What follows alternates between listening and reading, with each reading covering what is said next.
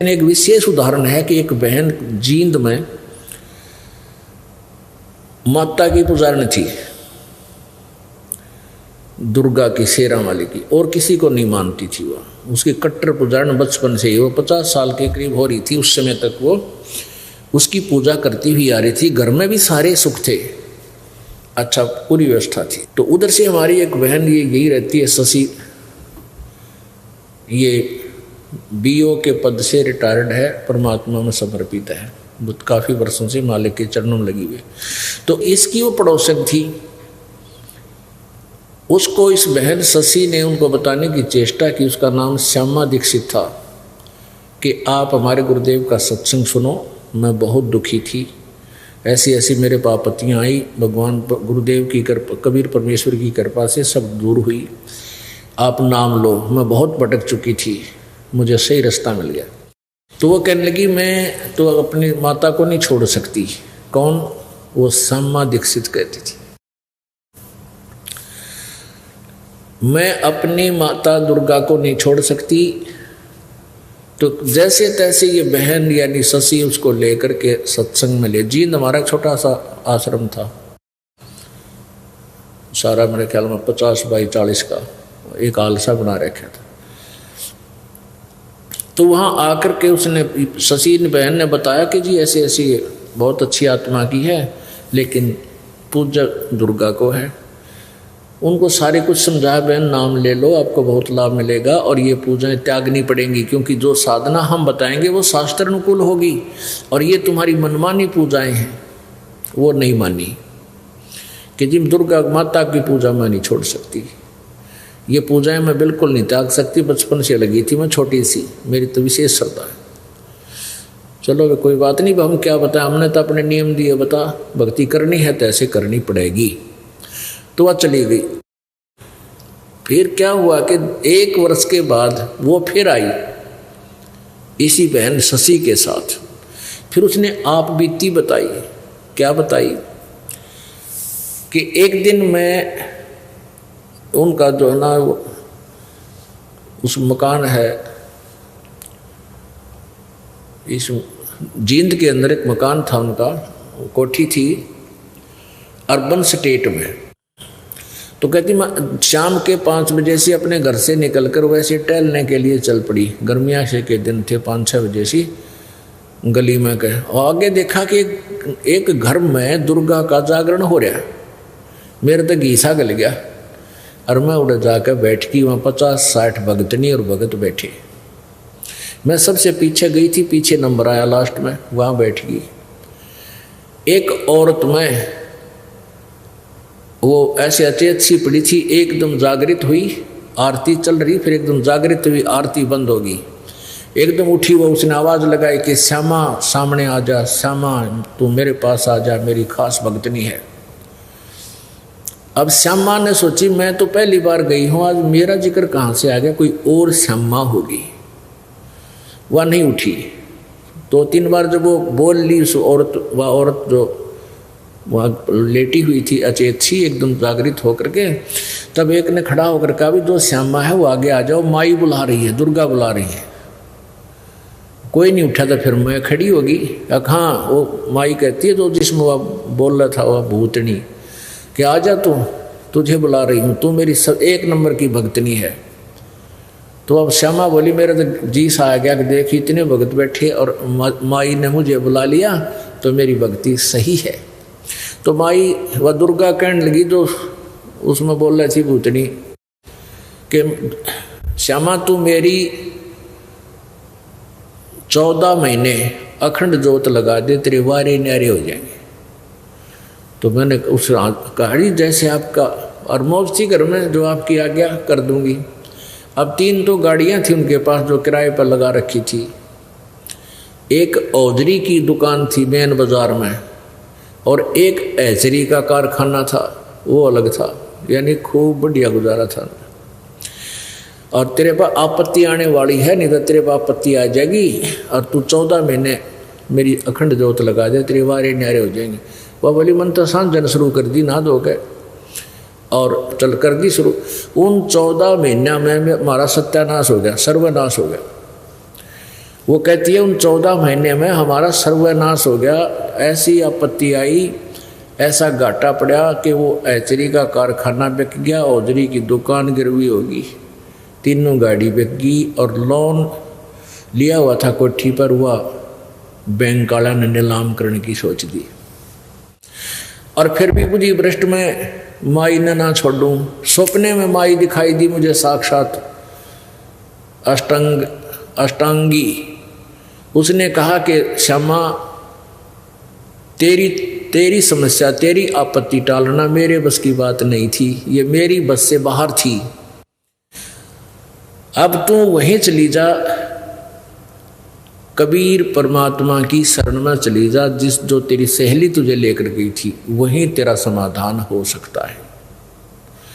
कहते हुए सुबह उठते ही शशि के पास आई, इस बहन के पास हमारी उपदेशी थी। इससे आकर कहने लगी, बहन मैंने नाम लेना है, आपके गुरुजी थे। तो शशि कहने लगी ठीक है चल।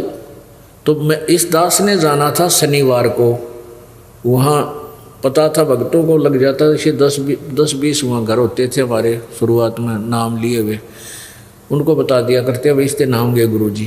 तो उस दिन मैंने जाना था, किसी कारणवश मैं नहीं गया वहाँ पर। तो उस दिन जिस दिन इस दास ने जाना था, सारा दिन इंतजार किया। अगले दिन फिर जाना था, अगले दिन भी नहीं जान पाया मैं, उस दिन भी उसने इंतजार करके घर आएगी। तीसरे दिन पहुंचा, तब उसने कहा जी, शशि बहन ने कहने लगी क्या नाम ले होगी जी। मैंने कहा मैं पहचान लिया वही बहन है। मैं कहना बहन टर्म एंड कंडीशन आज भी वही है हमारी, वो पूजाएं तने त्यागनी पड़ेगी जो शास्त्र विधि रहित करती थी। श्यामा बोली जी मैं पक्का मन करके आई हूँ और त्याग दूंगी। फिर सारी कहानी उसने तब बताई, उपदेश ले लिया।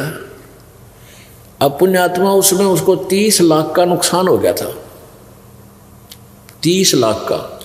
और फिर परमात्मा ने धीरे धीरे ऐसी रजा बख्शनी शुरू की, उस पर रोज नए नए सुख दे। और उसके पति की कैद हो गई थी, वो लोन किसी चक्कर में लोन ना भरने से या किसी कारण, तो परमात्मा ने रजा बख्शी, उसकी जमानत होगी और नौकरी लग गया। दोनों बच्चे धीरे धीरे नौकरी लग गए, यानी पुनर्स्थापित हो गए, और वो कर्जा भी ढीला हो गया। अब वो बहुत गुण गाती है। मैंने उस श्यामा से कहा बहन एक बात बता, यदि तू उस दिन नाम ले लेती जो पहली बार आई थी, तेरा 30 लाख का नुकसान नहीं होता, हो सकता 30,000 में टल जाता। और यदि नाम लेते ही ये 30,000 की हानि तुझे हो जाती तो नाम त्याग देती। क्या कहती कि मैंने माता छोड़ दी इसलिए मेरा 30,000 का टोटा हो गया, और ये तेरे को वरदान समझ ले कि तेने उस दिन नाम ना लिया, ये 30 लाख का टोटा तेरी माए दोहरा हो लिया। और जय मालिक की शरण माने से 30,000 का भी हो जाता तो इस भक्ति ने भी त्याग देती और 84 लाख योनिया में कष्ट उठाती। और ये कष्ट ये टली थी परमात्मा की कृपा से। 30 लाख का नुकसान 30,000 में टल जाता, ये टलता था भगवान की वजह कृपा से। और तू न सोचती मैंने माता छोड़ दी इसलिए 30,000 का टोटा हो गया, क्योंकि वो ज्ञान समझ चुकी थी। कहने लगी जी भगवान करे ऐसा टोटा पहले आ जाता बढ़िया था, यानी ईसा घाटा में अच्छा है हमें भगवान मिल गया, आग लगे से धन करियो फिर पूर्ति कर दी दाता ने, लेकिन ये भक्ति और ये भगवान मुझे जिंदगी में नहीं मिल सका था। तो पुण्यात्माओं कुछ ऐसे अनजान भक्त होते हैं, नाम लेंगे, अगली बार क्या बताते हैं जी नाम लेते मतलब बीमार हो गया, बालक भी बीमार हो गए, सारे इंजेक्शन लग गए, तो उनको इतना ज्ञान की कमी है। परमात्मा का नाम ले पास जान जानी हो कुणबे में किसी कुणबाई गाड़ी होनी हो और 2 दिन बुखार आ गया कि बिजली गिर गई, तो ऐसी सोच बन गई हमारी। जब हमें ज्ञान पूरा होगा, इसलिए दास कहता है कि उपदेश भले ही बाद में लो, पहले ज्ञान खूब सुनो, पुस्तक ले जाओ, सीडी ले जाओ, सुनो इनको अच्छी तरह और मन बनाओ इसके ऊपर और फिर उपदेश लो। क्योंकि काल क्या चाहता है कि ये परमात्मा कबीर जी से हटाना चाहता आपको किसी प्रकार भी। 100 बेचारे लाएगा, क्योंकि तो सारा यहाँ से आप जाते ही सारे काल के पुजारी मिलेंगे, यानी अनुपासक, या कोई नहीं उपासना करता, चाहे वह कितने ही नेक आदमी हैं, लेकिन भक्ति उनको ज्ञान नहीं, इसलिए वो आपको मिसगाइड ही कर सकते हैं। और ज्ञान तो आपको यही मिलेगा या अपने आपके भाई बहन भक्तों के पास ही मिलेगा। तो इसलिए आपको रह रह कर सत्संग में आने के लिए प्रेरणा दी जाती है, प्रार्थना भी की जाती है कि ज़्यादा से ज़्यादा सत्संग अटेंड किया करो। तो पुण्यात्माओं, ऐसे है कि संत शरण में आने से आई टले बला, और जय मस्तक में सोड़ी हुआ काटे में टल जा। तो वह बहन भी कह रही थी कि जी यदि बिल्कुल सचमुच अगर मुझे 30,000 पहले मैं नाम ले लेती, अरे ये टोटा होना था 30 लाख का, और ये हो गया 30,000 का भी हो जाता, मैं भक्ति नहीं करती आप वाली, कति छोड़ जाती। क्योंकि मेरे तो पक्की नौजत रही थी, आज तक मुझे को हानि नहीं हुई मेरी माता की पूजा करते करते, लेकिन वो संस्कार मिल रहा था, आपका पूर्व जन्म की मलाई थी, वह जब तक पुण्य चले तो पुण्य था ही, पाप शुरू हो गए तो नाश हो गया, खट्टा कुछ नहीं कर सकी वह माता तेरी। और एक और बात कह रही थी कि अगर माता मुझे आकर सौपन में ना कहती, मैं फिर भी आपके पास नहीं आती। देख कितने कर्म फोड़ दिए काल ने हमारे, हम कितने आसक्त कर दिए, कितनी श्रद्धालु, कितनी अच्छी आत्मा थी जो अपने इष्ट से हटना नहीं चाह रही थी। और लेकिन कहते हैं परमात्मा बताते हैं कि पुरुष जान सुमरा जमराई, भगवान जान के इस काल की पूजा करते रहे, इसको भगवान मानते रहे, अंत में हमें 84 लाख योनियों के धक्के खवा दिए काल भगवान ने। तो यहाँ कहते हैं कितनी अच्छी श्रद्धालु हैं, एक जिस इष्ट को पकड़ दिया छोड़ना नहीं चाहती, ये विवेक से हटा जाएगा। विवेक जब होगा, आप परमात्मा को इष्ट मानोगे, तभी आपको पूर्ण लाभ होगा। और जो पूजाएं तुम जिन उनकी करना चाहते हो यहाँ के शक्तियों की, वो भी ये दास आपको यथार्थ देगा, उससे उनको वो लाभ देंगे आपको जितना उनकी क्षमता का है। लेकिन जन्म मृत्यु, कर्म, पाप कर्म का दंड, संस्कार, प्रारब्ध कबीर परमात्मा के अतिरिक्त कोई चेंज नहीं कर सकता आपको। तो पुण्यात्माओं, वो जो बहन थी जिसका लड़का, उस लड़के ने भी उपदेश ले लिया, जिसके कांटा लग गया था और वह मौत बच गई थी, मृत्यु बच गई थी, उसकी चोरी नहीं करने जा पाया था प्रभु की कृपा से, उसने भी उपदेश ले लिया, सारी कथा गुरु जी से बताई।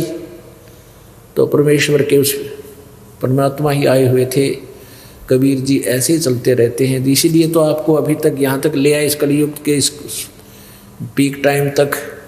कभी कहीं आपसे भक्ति करवाई, कभी किसी रूप में कहीं प्रकट होकर आपसे भक्ति करा गए। आपके 2-4 जन्म उस भक्ति के कारण आपको मनुष्य के मिलते रहे, और अब 600 साल पहले फिर आगे थे आपकी पूरी चार्ज करके बैटरी। तो इसी कारण से आपको मनुष्य जन्म मिलते रहे, और आपके अंदर चाह है भगवान की, अब आके फिर से मान लिए।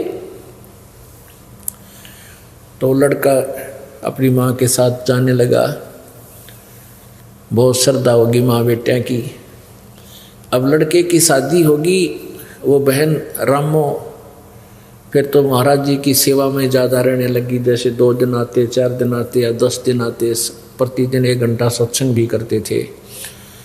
तो वह क्या करती थी, सत्संग के दौरान जो बाहर से आसपास के ग्रामों के भी भक्त आते थे, बर्तन ले जाती, कपड़े ले जाती, सबके साधु भक्तों के जैसे वहाँ भक्त रहते थे 10-5 महाराज जी के साथ, गुरु जी के कपड़े, वो कपड़े धोने की सेवा ले लेती। एक दिन वो साथ ही एक दरिया थी, बिल्कुल साथ से एक दरिया बनी हुई थी, वहाँ घाट पर धो के लाया करती थी। अब पर सत्संग शुरू हो जाता और उसको कह दिया कि माई ने बहन तू नौकर कपड़े धो लाई, मौका है, फिर सूखे को नहीं गए सर्दियाँ के दिन से। अब वह उसके कहने से लेकर सब कपड़े चल पड़ी, और मन उसका न्यू था सत्संग सुन लूँ। उसने क्या किया, वहाँ जाकर कपड़े भेज दिए, पहले भिगोया करते कपड़ों को, और फिर कुछ देर बाद उसने मोगरे मागरे मार कर उन्हें धोया करते डंडों से। तो उसने सोचा ये कपड़े मैंने भेज दिए और ये इतना मैल गलेगा, मैं सत्संग सुन लेती हूँ। वह थोड़ी सी दूरी पर था, वापस आके और आश्रम से बाहर ही बैठ गई। खूब आवाज़ सुनाई देती वहाँ, नो बैठी रही सारी। सत्संग शुरू कर रखा गुरुदेव ने, उसकी आँखों में आंसू आवे। मैं भी इसी दुखी थी। कथा सुना रहे थे परमात्मा जिसका लग गया उसका याद रहा करे, अन्य रो है भगवान बड़ी दया करी। कति मेरे को तो नरक से निकाल लिया। यानी उसने 1.5-2 घंटा जो गुरुजी ने सत्संग किया उसको ये नहीं पता चला तू के काम आई थी, भूल गई। अब सत्संग समापन हुआ, जब उसकी वह चेतना आई, उसने सोची आज बात बिगड़ेगी। ये कपड़े सूखे को नहीं, सर्दियाँ के दिन हैं, गुरुजी नाराज होंगे, भगत के पहरेंगे और फिर मुझे यह सेवा मिले नहीं की। वह भागी गई। जाके देखा कि वहाँ कपड़े धोकर सुखा रखे हैं, काफ़ी कपड़े थे। उसने वहाँ जो और कपड़े धो रही थी गांव की नगर की आके बहन बेटियां उसी घाट पर जो नाम नहीं ले रखा था, उनसे पूछा कि मेरे कपड़े किसने धो दिए। वो बहन बोली कि आप ही तो धो रही थी अभी। नहीं मजाक मत करो। उसने सोची तेरी सेवा छीन ली, इन न धो के सुखा दिए कोई सी। अब जो नाम ना ले रही उनके पास कहाँ टाइम है, इतनी अकल उनमें कहाँ से आ सकती है कि इतना लाभ उठा लें। उन्हें तो अपने कपड़े धोने मुश्किल हो जाए, फिर भैंसा की सानी बेड़ी है, फलान करना है, उनके 100 मन में चिंता रहती है। उनसे फिर पूछ रही है सच्ची बता बहन, एक को पकड़ के आए सच्ची बता दे। कहने लगी तू मूर्ख हो रही है, क्यों मजाक बना रही है, अभी आप तो खुद धो रही थी, अब सुखा रही थी। अब वह जानेगी हो ये तो परमात्मा की लीला थी। अब परमात्मा ने आके उस बहन का रूप बना के और सारे कपड़े धो के सुखा दिए, और वो सूखे कपड़े की गठड़ी बांधे आवे। एक और देखे थी बहन, उसने शिकायत कर रखी अंदर आश्रम में गुरुजी को, गुरुजी आरामो है ना, या तो जमाने कमी हो ली, इसने सुख घना हो गया। मैं सेवा दी थी कपड़े धोने की, यहाँ बैठी बैठी बाहर सत्संग सुन रही थी, अब गई है दौड़ी दौड़ी, कब ये सूखेंगे, कब आप पैरोगे, ऐसे वह कह रही। इतने में वह गठड़ी बांध के सारे कपड़े ले आई और ला के जिनको पता नहीं था वो कहने लगी इतना शर्म नहीं आई, वो टोंट कस रही है अंदर बढ़ते ही, ये कब सूखेंगे, तू ही गई है। फिर उसने सारी कथा बताई कि महाराज जी के सामने रो पड़ के परमात्मा आप इस दासी का रूप बना के कपड़े धो के सुखाए, महाराज मैं तो यहाँ बैठी बैठी सत्संग सुनो थी।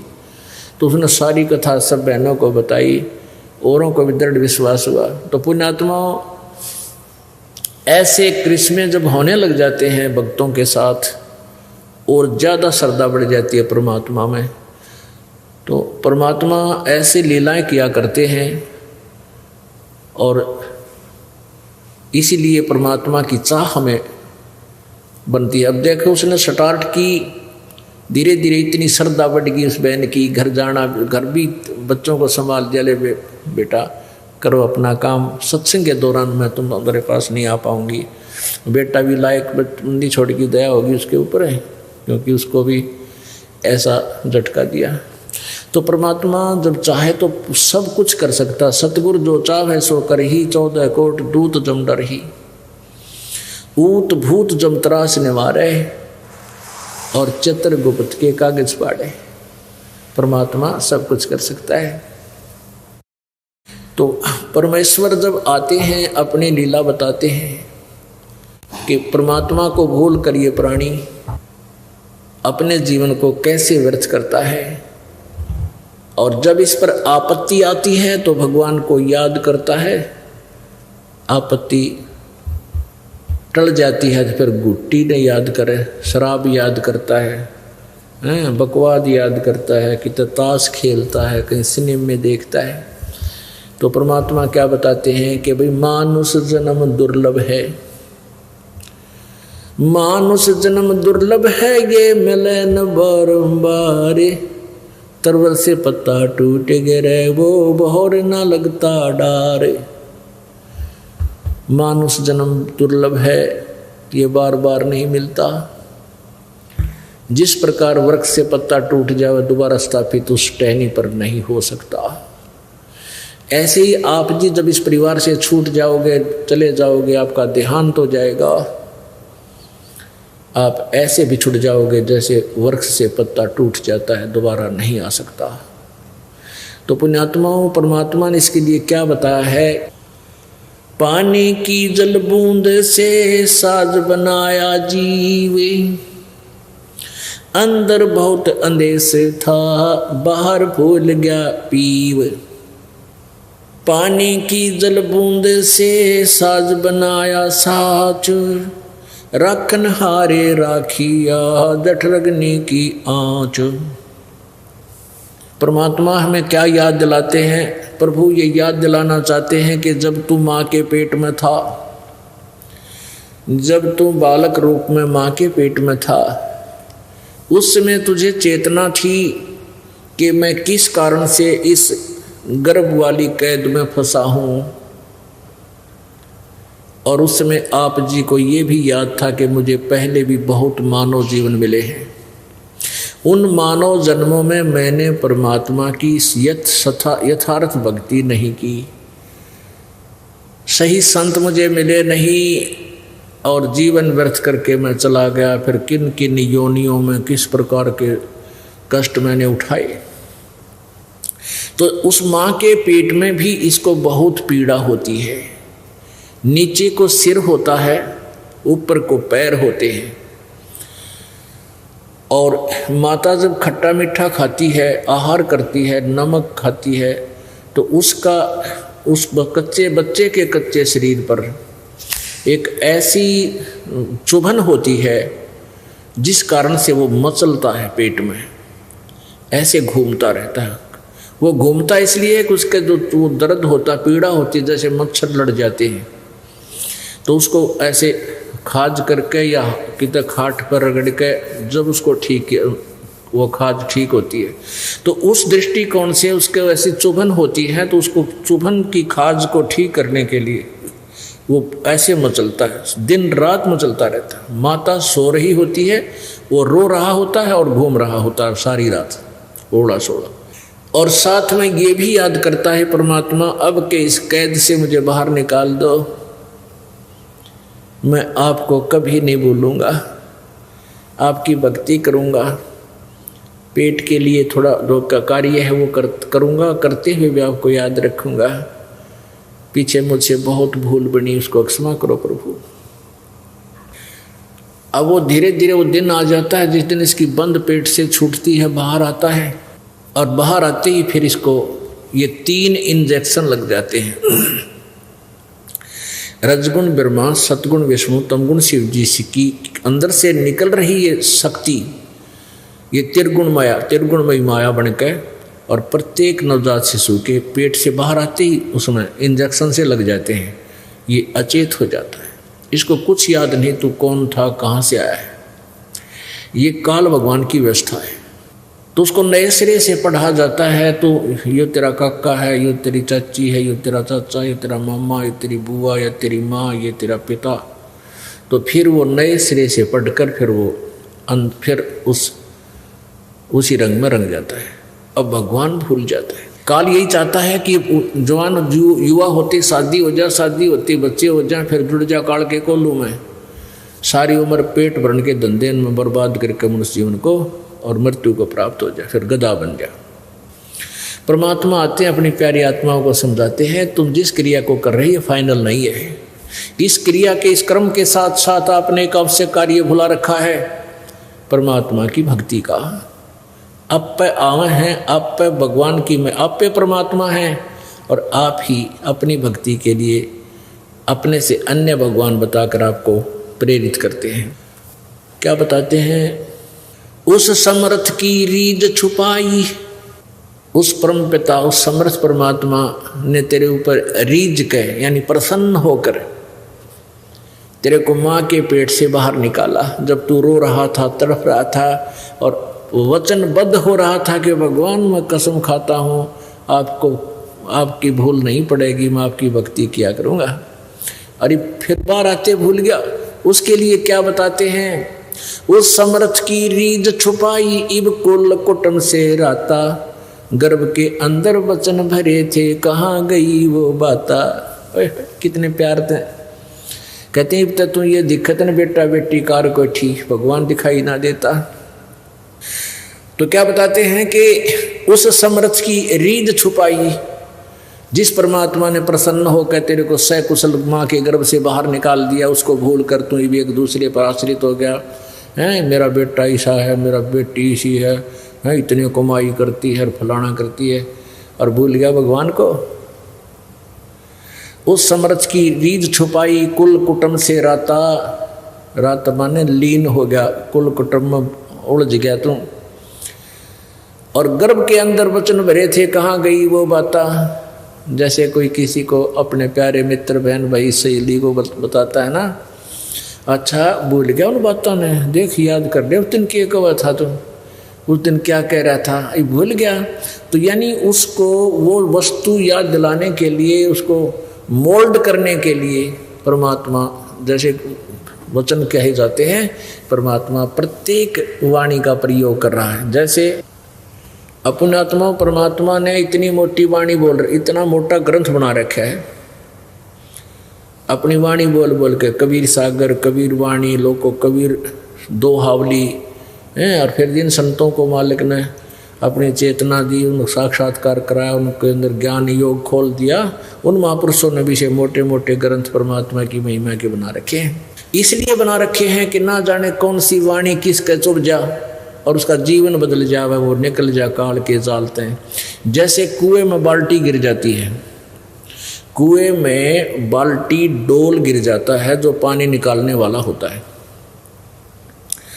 तो उस बाल्टी को निकालने के लिए एक रस्से से बांधकर 20, 22, 21 हुक डाले जाते हैं। उनको एक ऐसे गुच्छा बना दिया जाता है हुकों का, किसी का ऐसे मुंह, किसी का ऐसे मुंह, किसी का ऐसे, और ऊपर से इकट्ठे बांध दिए जाते हैं एक कड़े में, और रस्सी से बांधकर उनको नीचे डाल दिया जाता है। बाल्टी को खोजने के लिए ऐसे घुमाते हैं कुएं में, कूप में, तो वो ना उस एक कुंडे में उलझ के आ जाती है। इसलिए ज़्यादा डाले जाते हैं कि ना जाने कौन से कुंडे में उलझ जाए, वो कौन से हुक में सूत बैठ जाए, वो निकला हुआ बाहर। तो ये वाणी रूपी परमात्मा ने ये कुंडे यानी हुक डाल रखे हैं, ये बोल रखी है, ना जाने किस प्यारी आत्मा के कौन सी वाणी चुभ जा और निकला दलदल से बैठ जा, सत्संग में आकर भक्ति करे अपनी। अब माँ से के पेट से आने के बाद ये नए सिरे से इसको पढ़ाते हुए परमात्मा बताते हैं, पानी की जल बूंद से साज बनाया साचे, रखण हारे राखिया तू जठरग्नि की आँचे। माँ के पेट में, गर्भ में, जहाँ हमारी पाचन क्रिया का सिस्टम है उसको जठराग्नि बोलते हैं, वहाँ बहुत ज़बरदस्त हीट है। अब परमात्मा की व्यवस्था बहुत ज़बरदस्त है और पुण्यात्मा ही इसको समझ सकती है। जहाँ पर भोजन हम जैसे रोटी आटा हमने जैसा भी पक्का कच्चा कर लिया, कई कच्ची सब्जियां भी खाते हैं, फल भी खाते हैं, और रोटी भी कच्ची पक्की ही होती है। इनको हम खाते हैं तो अंदर जा कर के इनको दोबारा गर्म करता है, अंदर परमात्मा का एक सिस्टम है, और उनको इतना गर्म कर देता है कि उनको नए सिरे तो अलग अलग अंश बनाए जाते हैं। तो कहते हैं उसी जहाँ तू तेरा एक चीकला सा बन रहा था शरीर का माँ के पेट में, गर्भ में, और वहीं पर इतनी भयंकर आँच थी, तेरा जरा सी लग जा तो सारा खत्म हो जाए।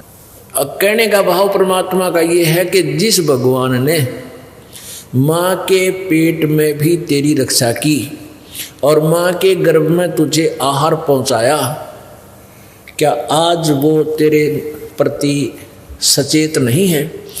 कहने का भाव ये है कि जैसे माँ के पेट से बच्चा बाहर आता है, बाहर आने से पहले माँ के स्तन में दूध नहीं होता, और बच्चा बाहर आते ही इतना दूध भगवान दे देता है बच्चा पीवे और जूठा छोड़े, और उससे पहले ट्राई करके देख लो एक टोपा दूध नहीं होता। तो कहते हैं कि जब माँ परमात्मा ने तेरी इतनी चिंता है माँ के पेट से बाहर आने से पहले, और उसने पूरी व्यवस्था कर रखी, दूध चाहिएगा, दांत नहीं है बच्चे का दूध चाहिएगा तो दूध माँ के स्तन में व्यवस्था कर दी, तो क्या आज वो तुम्हारा मदद नहीं करेगा? तुम अपने में सियाने बन के चोरी करके मिलावट करके बकवाद करके 1 मिनट की फुर्सत नहीं भगवान भजन की।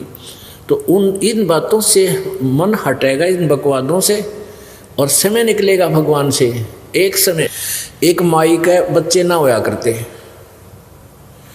एक संत उनके द्वार पर आता था। माई ने काफ़ी प्रार्थना की। एक दिन उस संत ने कहा कि माई तेरा संतान हो जा, भगवान सुन ले तेरी, तो पहली संतान पहला पुत्र मुझे दे देना, मैं अपने शिष्य रूप में रख लूँगा। उसने नो चिंता थी, तू बर्द होगा तेरी सेवा कौन करेगा, एक बालक बचपन से रंग दूंगा उसने अपनी रंग में, वो संसारिक में ना फंसेगा। तो माई वचनबद्ध होगी कि महाराज अगर मेरे 2 पुत्र हो गए तो पहला बेटा मैं आपने दे दूंगी।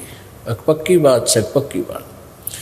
परमात्मा की रजा हुई, पहला पुत्र हो गया और वो साल भर का हुआ, इतना दूसरा और हो गया, तीसरा और हो गया, 1-2 बेटी होगी। और उससे कई वर्ष हो गए थे शादी ने, उनका संतान ना हुई थी। तो माई को खुशी हुई भी महाराज जी का क्या वचन कर रखा है। वो आश्रम में रहा करते थे, वहीं आश्रम था उनका गांव से बाहर। तो माई ने संदेशा दिया कि महाराज आपकी कृपा से ये पुत्र हुआ था, तो आपकी दया से 3 पुत्र हो गए और ये आपका बच्चा। ने बोला माई ने 2-1 साल और रख ले तो फिर मुझे दे दो। वो 3-4 साल का हो गया, थोड़ा सा तो महाराज को दे दिया। 2 उसके पास रह गए, 1 बेटी।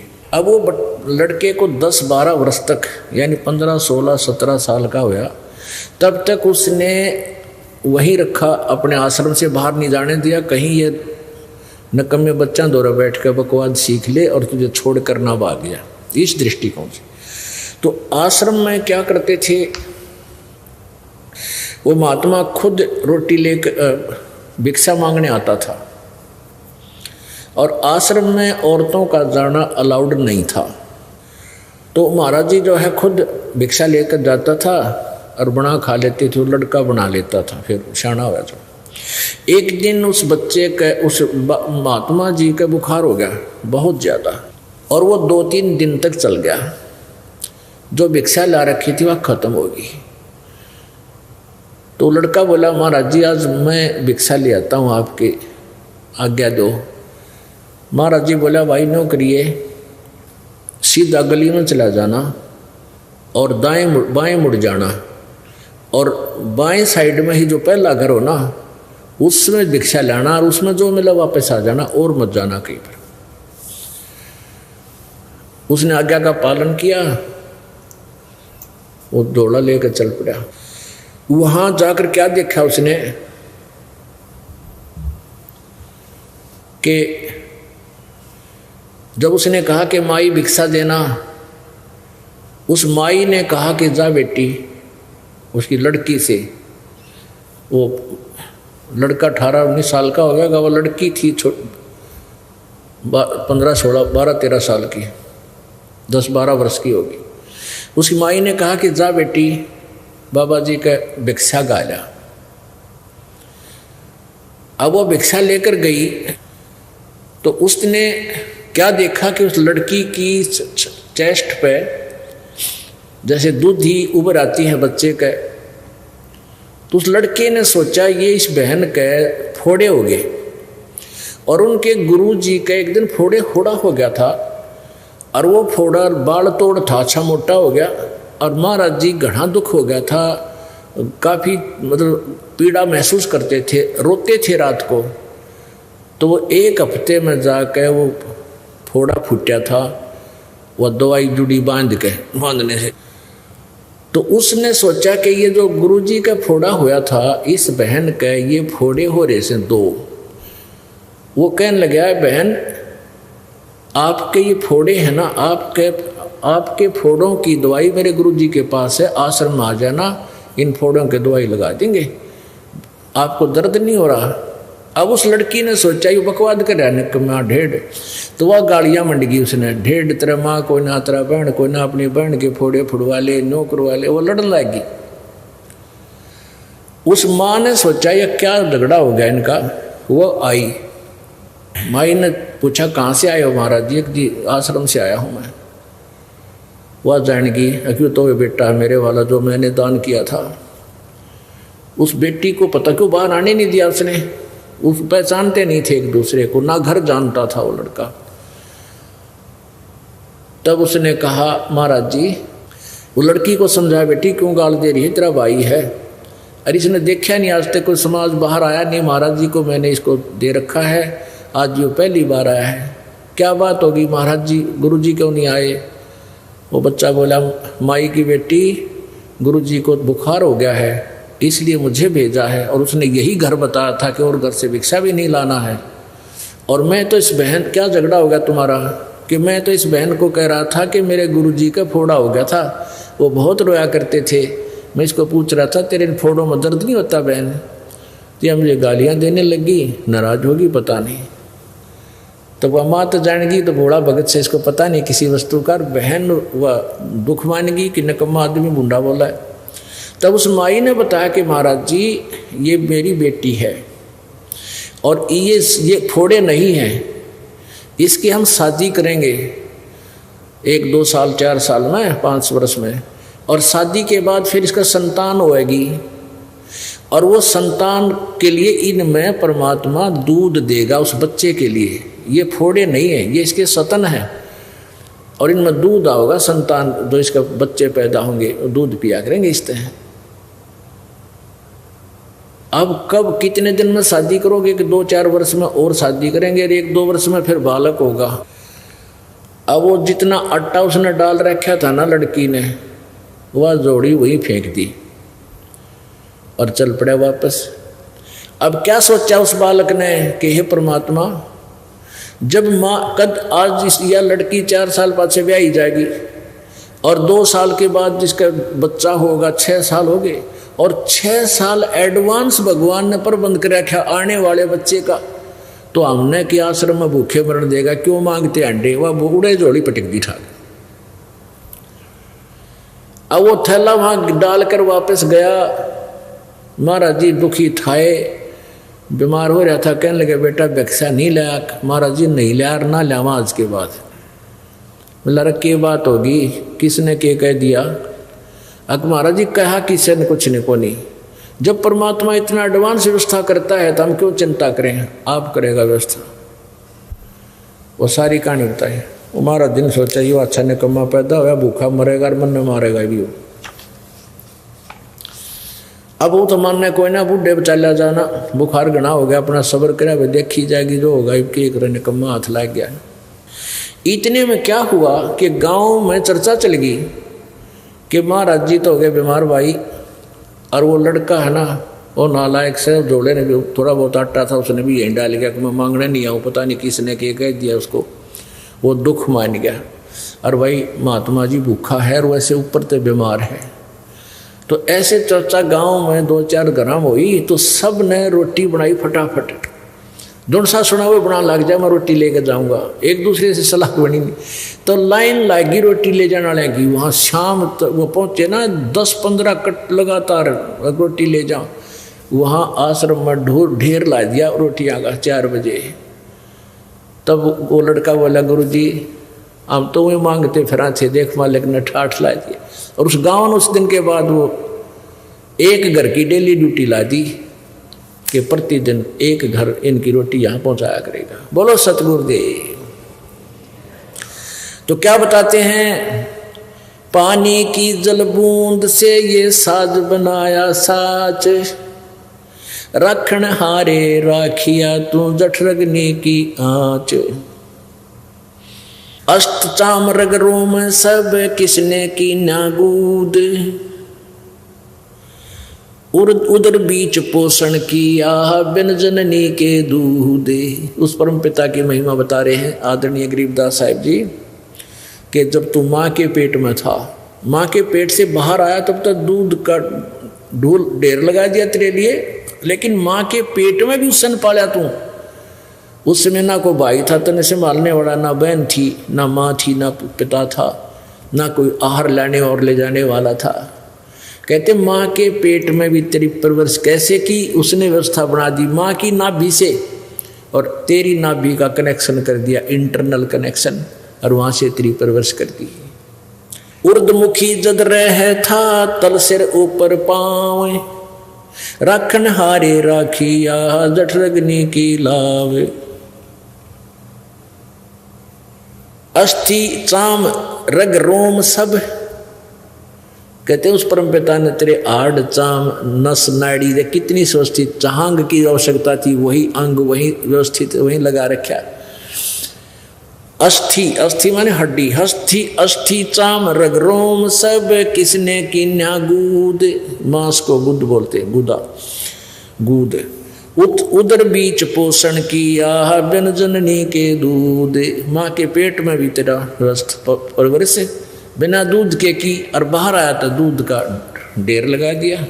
तू ही तुतकारे थी जपे था जपा जाप, और बाहर आके भरम गया तो बहुत करत है पाप। माँ के पेट में तो तू ही ये भगवान बचपक्ष बाहर निकाल दो, आपको बोलूंगा नहीं, तू ही, तेरे बिना कोई नहीं हमारा, तू ही तुतकारे थी वहां जपता जपा जाप, और बाहर आके भरम गया तन बहुत किए अब पाप। तू ही तुतकारे थी रंकार धुन ध्यान, कदे तड़प तड़प का मालिक ने याद करे था अंदर से कसक के साथ।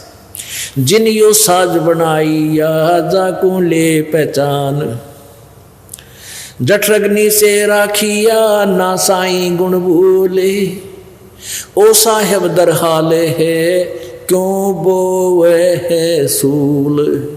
क्या बताते हैं, उस परम पिता की गुणों को भूला मत भाई, जिसने तेरी ऐसी आपत्ति में रक्षा की। माँ के पेट में सबसे भयंकर दुख है माँ के गर्भ में आपको।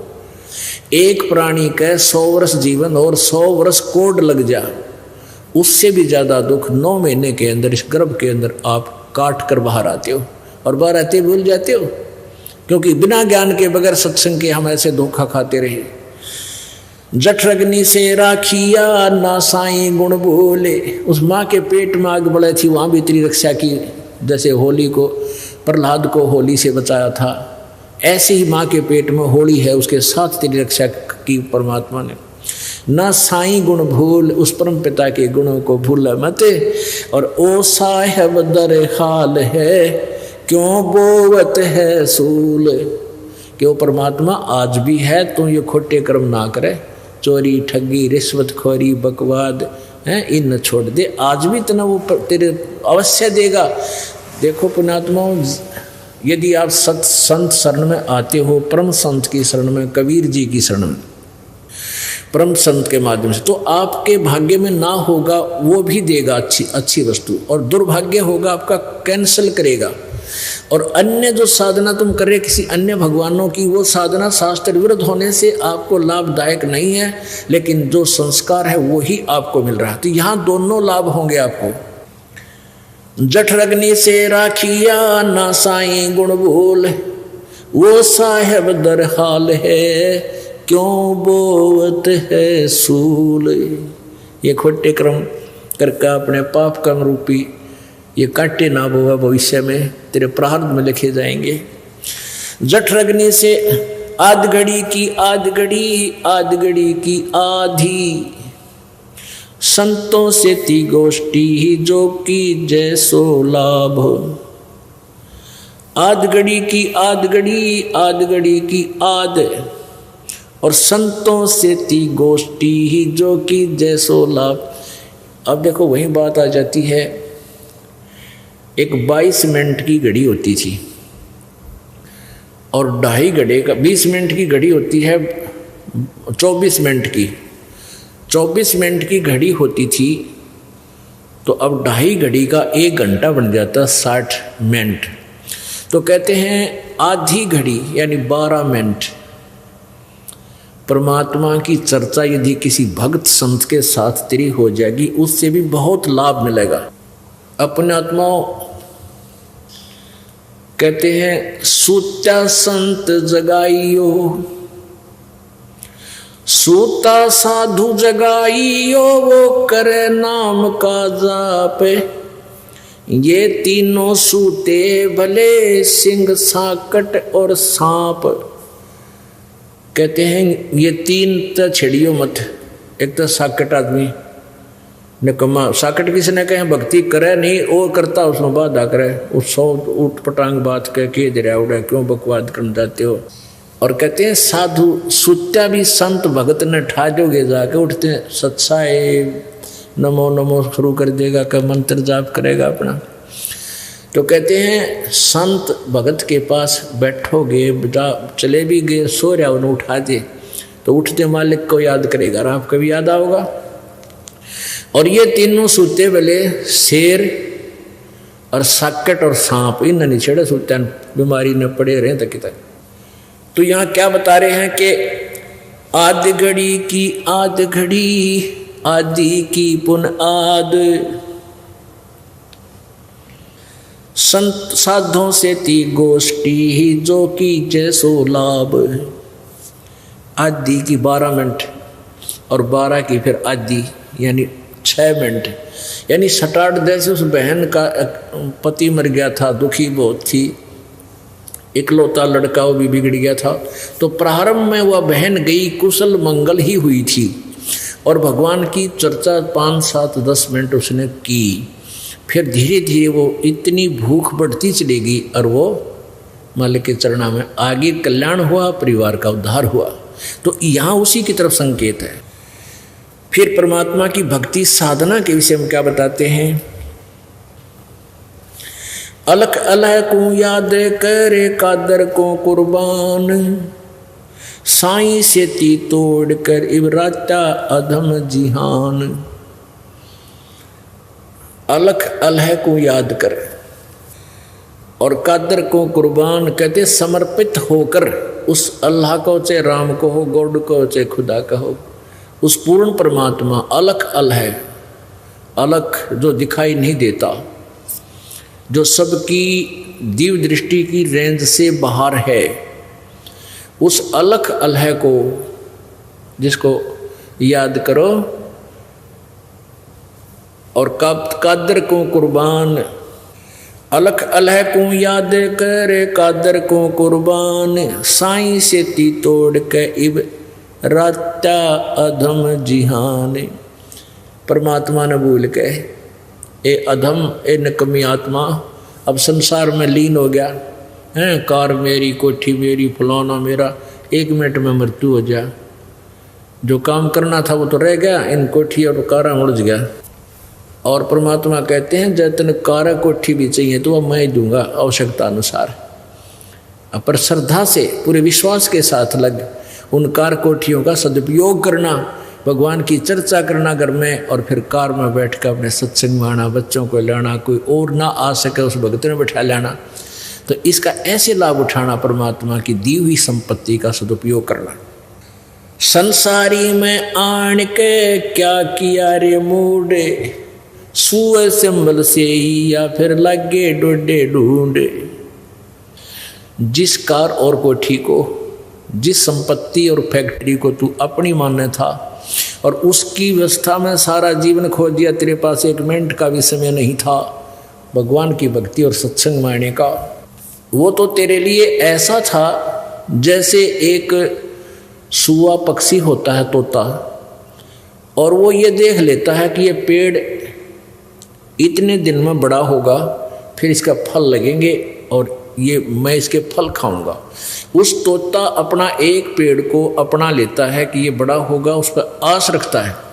तो ऐसे एक संभल का वृक्ष होता है। संभल का वृक्ष बहुत अच्छे पत्ते, बड़ा हरा भरा होता है, बड़ा होकर के उसके फल भी इतने बढ़िया लगेंगे, डोडे होते हुए ऐसे लगेंगे जैसे बहुत खाद्य इसके अंदर पदार्थ है।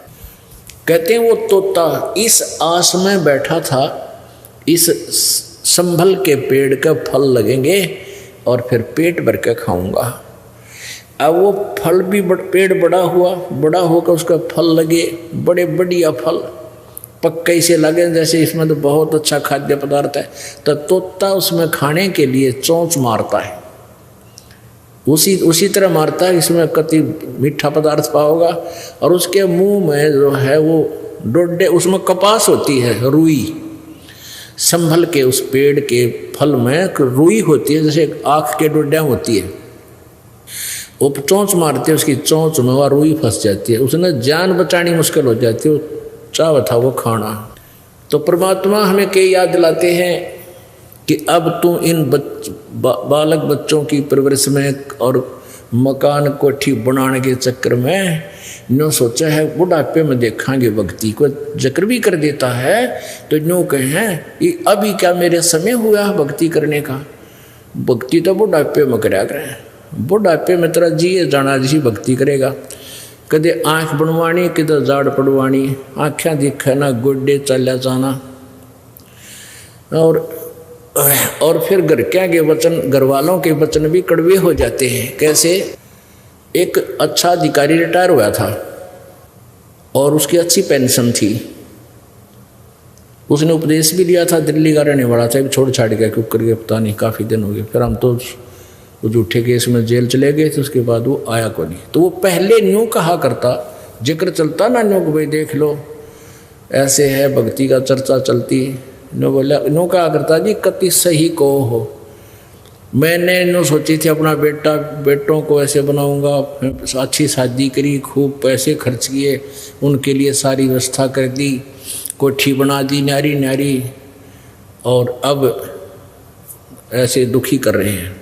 तो क्या कहते थे कि कह रहा था जी सारी तो तनख्वाह ले लेते हैं, और तो वो कह रहा था कि पेंशन तो ले लो, पेंशन भी सारी ले लेते हैं, नाले टॉर्चर करते हैं, नाले टॉर्चर भी करते हैं, टॉर्चर क्यों करें?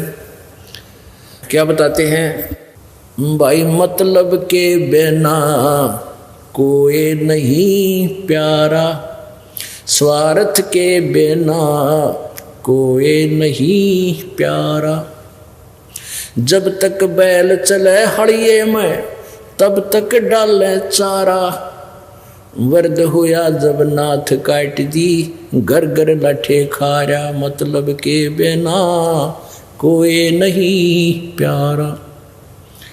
फिर क्या बताते हैं भाई, बूढ़ा होवे पड़े खाट में सुने वचन खारे, कुत्ते तावन का भी सुख को ना ये छाती फूकन हारे। अब बूढ़ा बुढ़िया की ड्यूटी वरना गेट पर लग गया करे, कुत्ता ना बढ़ जाए घर में, और वो न दिख है ना बाल है ना कि मैं बड़ो लकड़ो, उनके बेचारे कि उसमें आँख भी कमज़ोर हो जाती हैं। तो गांव में विशेषकर व्यवस्था हमने देखी कि ऊपर लड़ाई हुआ करती घर में। अब पुत्र वधू धार दूध निकाल के भैंस का और रख जाती गर्म करना, या वैसे कि ढक ढक कर रख जाती, और बूढ़ा बुढ़िया ने कह जाती देखिए कुत्ते ना बढ़ जा, और तो आप चली जाती खेत में या कोई और किसी मजदूरी काम करने के लिए आती, वापस आती तो एक दिन कुत्ता बढ़ गया और दूध सारा गिरा दिया। अब पुत्र वधू अपना कुएं से जल लेकर आई, उसने देखा सारे दूध खंडा रखा, बहुत बिखा रखा। तो बूढ़ा बुढ़िया ने लागी सुना सलोक कहते थारे कुत्ते तान का भी सुख को ना, मेरी छाती फूक दी तुमने, देख सारा दूध गिरवा दिया। उन्हें दिखा कौन बेचारा ने भी निकल गया दोहरे का, कुत्ता बड़ा उस्ताद हो है, खेदे ही जाया करे इतना जान भी ना चढ़। अब यहाँ परमात्मा बताते हैं वृद्ध हुए फिर पड़े खाट में सुने वचन खारे, और कुत्ते ताणों का सुख को ना ये छाती फूकना रे। तो पुण्यात्माओं परमात्मा कहते न्यू को बुढ़ापे में देखा है भक्ति, अब बुढ़ापे में तो ऐसी भक्ति होगी तरह जिए जानेगा। तो भक्ति में लाग जा, किसी से में लग जा। मान लीजिए पहले ना दाव लग गया और वृद्ध अवस्था होगी, चलवा तो समय तो चलाया गया, लेकिन हिम्मत नहीं हारे, शुरुआत कर दे भक्ति की। तो उस अब इस सत भक्ति से नेक्स्ट जीवन आपका तुरंत मानव का मिल जाएगा, पार तो नहीं हो सकोगे क्योंकि घना वृद्ध हो रहा है। और जिसके 10-5 वर्ष शेष है तो कोई बात नहीं, कहते जीना तो थोड़ा ही भला, जो सत सुमरण हो पर लाख वर्ष का जीवना लेखा दे नहीं कोई। एक बूढ़ा हम सत्संग कर रहे थे, वो बूढ़ा पहले तो एंटी था, हमारे गांव में जाया करते घर, तो उस अपने पुत्र से भी वे एंटी था जो हमारा सत्संग कराता था, पाठ कराता था। दूसरे पुत्र का बैठ गया ऊपर जाकर छात पर हुक्का पियो गरोड़। उसने सत्संग सुना, ये वचन स्पीकर लाकर हम लगा देते थे, सत्संग करते थे। अब बूढ़े ने पहले दिन सत्संग सुना, उसका सारी बात हृदय में खटेगी। दूसरे दिन फिर सुना। दिन में भी सत्संग करते थे, रात को भी करते थे, 3 दिन सत्संग करते थे। तीसरे दिन भोग लगा कर आते थे। एक दिन जब बूढ़ा नहीं आया, अगले दिन बूढ़ा जब हमने भोग लाया ना, उस दिन उससे पहले वाली शाम में आकर रोने लग गया बैठ के मेरे पास। और जो सत्संग करा रहे थे उसकी छोरा जो लड़का उसका, उस लड़के की जो पत्नी थी वह नो डर रही कि बूढ़ा बड़ा ने कहा हमारी पता नहीं महाराज जी को क्या बोलेगा, ये तो इज्जत का गाक पड़ेगा। हमेशा एंटी बोला करता था। और उसकी आँखों में पानी आ गया। जो बोला महाराज जी सत्संग सुना आपका, मेरा तो कलजा पट गया। ये हमारे 2 किले थे, आज मैंने 12 किले बना दिए इनके। और सारी उम्र में खूब पशु की तरह कमाया हूँ। और ये बात मैंने कभी सुनी है कोई नहीं जो आज आपने बताई है। और मेरी 60-65 साल की उम्र होगी, मेरा केरा होगा, मेरा के बनेगा। रोने लग गया। हमने कहा भी कोई बात नहीं, आप भक्ति करो। बोला ना ये के भक्ता बने, ये तो मैंने पहले ज्ञान हो जाता, मैं तो कभी घनी भक्ति करूँगा, अपना पेट का धंधा तो करना था। अरे ये मेरी बात भी ना मानते घर वाले। मैंने कहा देखो हिम्मत ना आ रहा, दिल डांट बुड़ला। अब जैसे कुएं में बाल्टी पड़ती हो और पहले 100 फुट गहरे पानी जल होते थे कुओं में, 100 फुट गहरा, 150 फुट, और उनके 150 फुट लंबे रस्से 2-3 जने पकड़ के खींच कर ले जाया करते न इतनी दूर। एक उसने पकड़ कर पानी जब निकाला करता था। तो उस समय की बात कहते हैं कि मान ले वो डोरी छूट गई पिछले के हाथ है, वो रस्सा खींच के ले गया 100 फुट, और वो ऐसे घिसरती आती थी क्योंकि उसमें इतना वजन होता था, बाल्टी भी इतना वजन नहीं कर पाती थी, उसको स्पीड नहीं बनाने देती थी, स्पीड लास्ट से बने थे आगे कुएं में गिरती हुई। तो मैंने उससे कहा कि मान लीजिए आपके हाथ से रस्सी छूट गई और वह कुएं में बाल्टी जान लग रही है रस्से समेत, और भाग दौड़ के लास्ट भी मिल गया, उसकी पूंछड़ी भी ठा गई, तो कुछ भी ना गया, बाल्टी भी आ गई, पानी भी आ गया। तो ये भी आप पूछड़ी है बूढ़ा कस का पकड़ ले इसने। अब तो देखना, तो उसका वह बात फिट बैठ गई। अगिया तो बनी बनाई है, तो पूछड़ी नेजू का लास्ट, रस्से का लास्ट भी ठा गया 6 इंच का, तो भी सारी बात बन गई। तो ये तेरा पूछड़ी रह रही है, भक्ति कर ले। उससे दिन नाम ले लिया, हुक्का त्याग दिया, सब बुराई छोड़ दी, और 10 वर्ष जिया हुआ बूढ़ा 75 वर्ष की उम्र में तीनों मंत्र लेके और आराम से शरीर छोड़ के गया। बोलो सतगुरुदेव।